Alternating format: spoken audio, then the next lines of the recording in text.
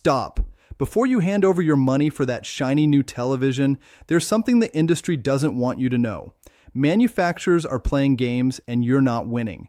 In 2026, the TV market has become a battlefield of deception. Fake specs, inflated numbers, features that exist only in marketing slides. This isn't a buying guide. This is a warning, because what I'm about to show you could save you from the biggest regret of your year. Every year, homes get smarter, but the decisions, they get harder. Walk into any electronic store in 2026. The walls glow, rows of screens endless, hypnotic, each one promising to be better than the last, brighter, sharper, more alive. It's mesmerizing and calculated. Because in these showrooms, confusion is currency. They don't sell you the best television, they sell you the best illusion. The lighting is designed, the content playing on each screen, carefully selected. The placement strategic, that premium model at eye level, it's not there because it's the best. It's there because someone paid for that spot. And you're walking through a manufactured dream, believing you're making a choice when really the choice was made for you long before you entered the human lens. But let's step back because this isn't really about technology. Not entirely. It's about the moments we're chasing. Think about it. Why do we buy televisions? Not for pixels, not for hertz, not for contrast ratios. We buy them for Friday nights when the week finally loosens its grip, when the pizza arrives, when the dog curls up at the edge of the couch, when your daughter asks, "Can we watch this one again?" And you say, yes, even though you've seen it 17 times. We buy them for those stolen hours, when the house goes quiet, when it's just you. Coffee is getting cold beside you, lost in a story that feels more real than the day you just survived. Visual close-up of steam rising from a forgotten coffee mug. We buy them for connection, for escape, for presence. And the industry knows this. They know what we're really after, so they wrap their deception in emotional language. Cinematic experience, immersive reality, lifelike detail, words that touch something deep. But behind those words, sometimes there's nothing but air. The deception begins. Let me show you how they do it. The tricks, the misdirection, the quiet betrayal of your trust. First, the panel lottery. You've heard of it, maybe you haven't. Here's the truth. When you buy a television, you're gambling. That's not an exaggeration, that's reality. Manufacturers source panels from different suppliers, sometimes 3, sometimes 4, same model, different guts. You could buy the exact same television as your neighbor, same model number, same box, same everything, and get a completely different picture, worse blacks, uneven lighting, color that doesn't match. They call it variance, but that's a gentle word for deception because you're paying premium prices for lottery odds. And no one tells you this at the store. The brightness lie. Peak brightness. It's the number everyone chases. 2,000 nits, 3,000 nits. Some claim 4,000 in 2026, but here's what they don't tell you. Those numbers, they're measured in conditions you'll never experience. A tiny window, a fraction of the screen. For a split second in your living room with a real movie playing with full scenes lighting up the panel, that number shrinks dramatically, sometimes by half, sometimes more. They advertise the peak, the fantasy. You live with the average, the reality, and by the time you realize it, you've already committed. The return window closed, the receipt lost, the refresh rate illusion. 120 Hz, it sounds impressive, smooth motion, gaming performance, the future of viewing. But in 2026, this claim has become weaponized because there's 120 Hz and then there's 120 Hz. Some manufacturers advertise high refresh rates, but deliver them through software tricks, black frame insertion, motion interpolation, frame duplication.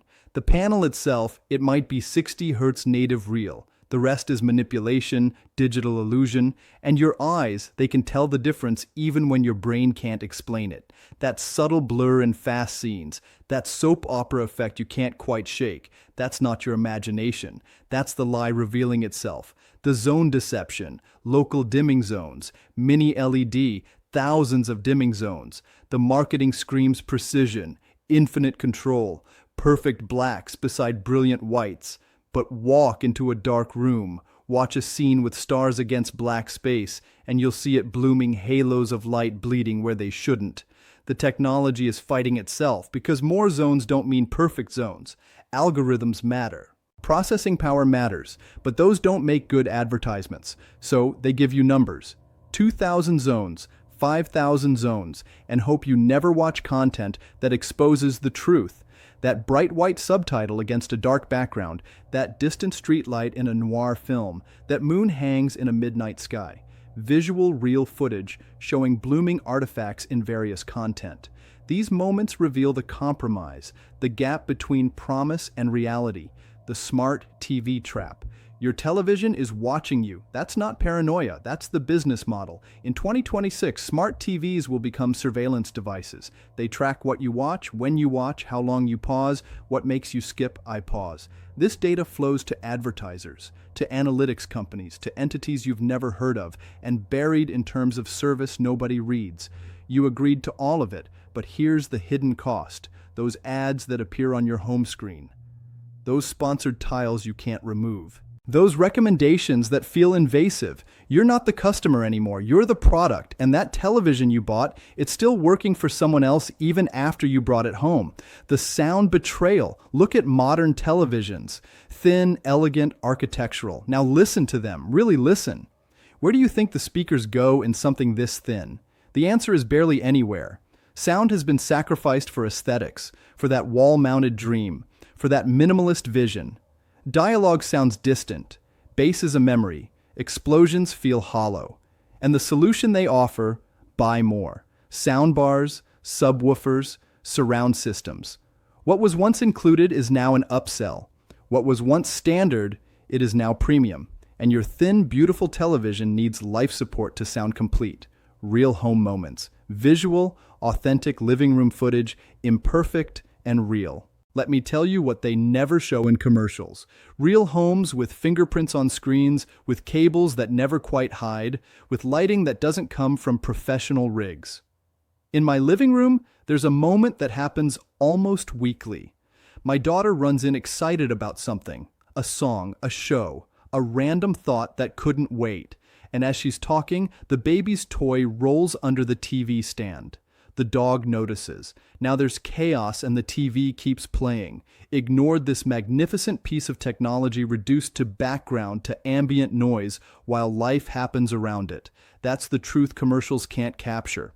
The technology isn't the moment. It's the frame around the moment.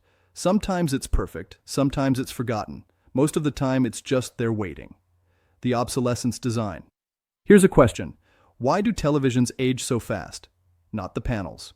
The panels could last decades, but the software, the apps, the processing power designed to decay, planned to become insufficient, engineered to frustrate you toward replacement. Visual update notifications, loading screens, compatibility warnings. In 2026, apps disappear from older models. Streaming services optimize beyond what your processor can handle. Updates slow instead of improve. This isn't coincidence. This is strategy.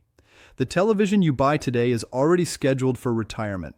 Not by wear, not by damage, by intention. And when it starts to lag, when apps begin to crash, when the interface feels ancient, you'll blame age. They'll sell you new. And the cycle continues. The display model deception. Remember those showroom walls? Those perfect displays?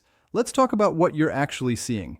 Display models run in retail mode, a special setting designed exclusively for that environment. Brightness pushed beyond sustainable levels. Colors oversaturated. Sharpness is artificial. It looks incredible, eye-catching, competitive. But take it home. Switch to normal settings and something feels different, less vibrant, less impressive, less like what you paid for. Some stores even use specially graded content.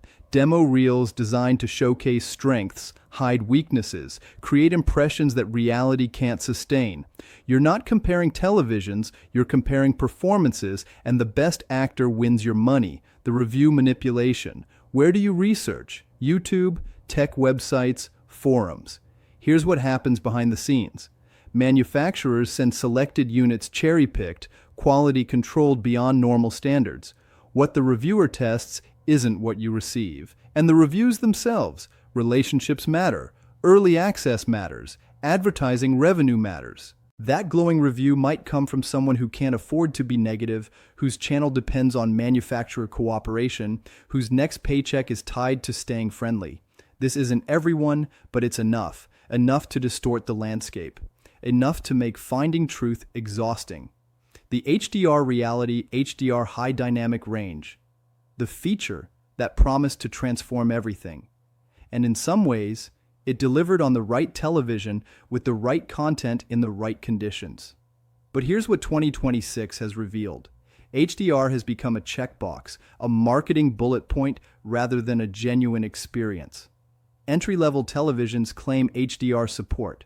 They display HDR content technically, but without the brightness to support it, without the color volume to express it, without the processing to map it properly. HDR becomes meaningless, sometimes worse than standard definition, muddy, dim, the opposite of what was promised. And the certification logos on the box. Different standards, different requirements, some meaningful, some barely better than decoration. The 8K question, 8K, 4 times the resolution of 4K, 33 million pixels. The future. But ask yourself, where's the content? In 2026, 8K content remains rare. Streaming services don't support it widely. Your internet probably can't handle it anyway. Broadcast is nowhere close. Visual percentage breakdown of available content by resolution. So what are you paying for? Upscaling. The television taking lower resolution content and guessing what the missing pixel should be. Sometimes it guesses well, sometimes it doesn't. But either way, you're paying premium prices for future potential that may never fully arrive. Meanwhile, the money you spent on resolution you can't use. Could have bought better contrast, better processing, better actual picture quality for content that actually exists. The warranty trap. The television is in your cart, physical or digital, almost yours. Then comes the question, would you like protection? Extended warranties? They sound responsible, mature, forward-thinking. But here's the reality. Most television failures happen early within the manufacturer warranty period or late after any reasonable warranty would expire. That sweet spot they're protecting, it's profitable precisely because it's unlikely. The math works in their favor always. And the claims process, designed with friction, designed with exceptions, designed to make you give up or accept less than you expected. Contrast and realism. Now let me be clear about something. Not everything is deception. Not every manufacturer is dishonest. Not every purchase is a mistake. There are televisions in 2026 that genuinely inspire. OLED panels that produce black so deep, they feel like absence rather than color. Mini LED arrays that balance brightness and precision better than anything before. Processing engines that make motion seamless. Color science that feels natural. Experiences that justify every moment of research. The technology has advanced genuinely, remarkably. The problem isn't capability. The problem is communication. The gap between what's possible and what's promised. The gap between flagship performance and budget claims. The gap between showroom and living room. The path forward. So, what do you do? How do you navigate this landscape? First, slow down. The urgency is manufactured. The sale that expires, the limited stock warning, the new model arriving soon, all designed to prevent clear thinking. Take your time. A television is a years-long commitment. A few extra days of research costs nothing. A wrong decision costs everything. Second, seek independent voices. Find reviewers who measure, who test in controlled conditions, who show you data, not just impressions, who disclose relationships honestly. These voices exist. They're harder to find, less entertaining perhaps, but infinitely more valuable. Third, know your environment. That showroom television lives in perfect conditions. Yours won't. Windows, lamps, reflections, the afternoon sun that hits the screen at exactly the wrong angle. Consider these realities. Match the television to your space, not to an idealized vision of your space. The honest questions before any purchase, ask yourself these questions honestly. What do I actually watch? Not what I aspire to watch, not what I think I should watch. What fills my actual hours? If it's news and casual streaming, you don't need flagship specifications. If it's competitive gaming, refresh rate and input lag matter more than resolution. If it's cinema, genuine cinema, contrast is king. What's my room like? Bright, dark, controlled, variable? An OLED in a sun-drenched room fights a losing battle. An LCD in a dark room might disappoint. Match the technology to the reality. How long do I keep things? If you upgrade constantly, maybe future-proofing matters less. If you buy for the long term, processing power, build quality, and software support become crucial. Know yourself, then choose accordingly. The brands they hope you trust. Let's talk about names. Brand loyalty is powerful, comfortable. It simplifies complex decisions. I've always bought this brand. My parents trusted them. They've never let me down. But brands change. Ownership shifts. Quality control varies year to year, model to model, sometimes panel to panel. The name on the box in 2026 might mean something different than it did in 2016 or 2006. Evaluate the specific product, not the legacy. This year's offering, this panel, this processing, this experience. Loyalty should be earned annually, not assumed permanently. The price tag lies, not completely, but significantly. It doesn't include the soundbar. You'll feel compelled to add the streaming subscriptions to fill it with content. The electricity it consumes, the mount that costs more than expected, the cables that somehow weren't included, the gaming console to match its potential, the calibration tool to realize its capabilities, the extended warranty they pressured you into. A television is an ecosystem purchase. It connects to everything. It demands companions. It creates ongoing costs. Budget accordingly. The number on the tag is the beginning, not the end. I've shown you a lot, perhaps too much. The deceptions, the manipulations, the gap between promise and reality. But I want to end somewhere different, somewhere honest in a different way. Despite everything, the magic still exists. That moment when the room goes dark, when the opening credits roll, when your daughter leans in, when your partner's hand finds yours, when the dog sighs and settles, when the story begins. In that moment, the specifications vanish, the technology becomes invisible, the television disappears, and only the experience remains. That's what we're protecting. That moment, that possibility. The deceptions matter because they threaten this, because you deserve to reach this moment without overpaying, without disappointment, without the quiet regret that something isn't right. The brand's counting on confusion. They lose when you understand. They profit from overwhelm. They suffer when you're informed. Here's what I've learned. The best television isn't the brightest or the thinnest or the most expensive or the one with the longest spec sheet. The best television is the one that fits your room, your content, your budget, your life. It's the one that disappears when it should and appears when needed. It's the one that serves the moment, not dominates it. And finding that television requires ignoring noise, requires patience, requires questions, requires understanding what you actually need, not what they tell you to want. Every year, televisions get smarter. But in 2026, maybe we need to get smarter too. The reality check. The coffee went cold again this morning. I was watching something I'll barely remember by next week. But in that moment, I was somewhere else, lost in story, free from schedule, present in fiction, and somewhere in the background, a baby toy sat under the television stand from yesterday's chaos, forgotten. Life isn't the showroom. It never has been. It never will be. And maybe that's the point. The television that works is the one that lets life happen around it, that doesn't demand attention, that doesn't require defending, that just exists faithfully, quietly, ready when you are. They want to sell you complexity. They profit from your confusion.